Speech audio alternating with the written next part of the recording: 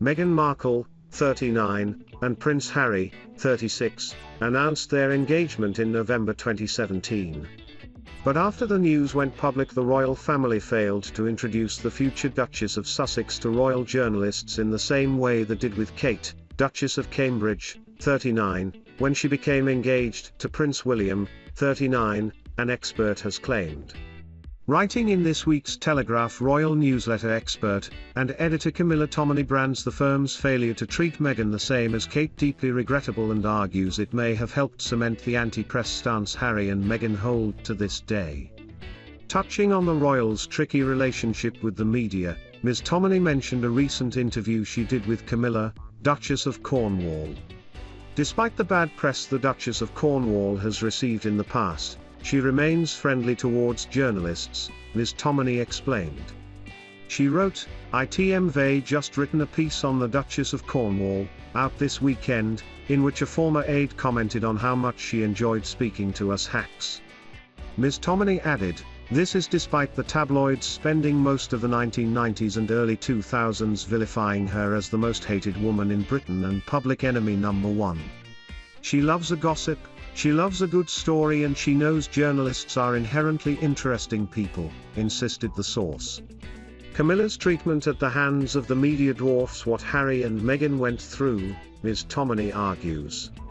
She added, "What Camilla was put through makes Prince Harry and Meghan TMS treatment by the newspapers look like a walk in the park, yet the Sussexes remain the most anti-press of all." Meghan and Harry's anti-press stance may have been prevented if Meghan had been introduced to royal journalists from the start like Kate was, Ms. Tominey suggested.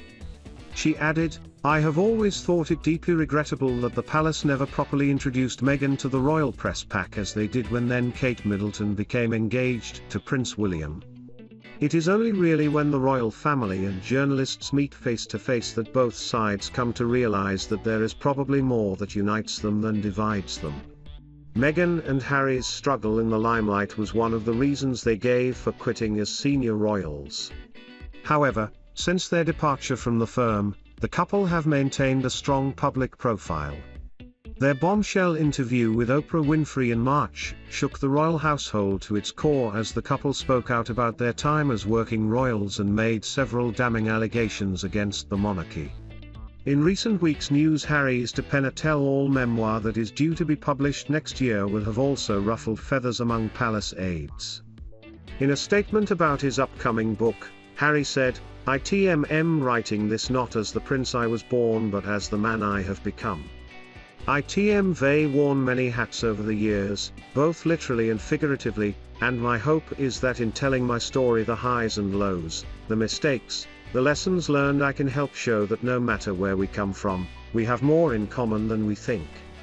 I'm deeply grateful for the opportunity to share what I've learned over the course of my life so far, and excited for people to read a first-hand account of my life that TMS accurate and wholly truthful."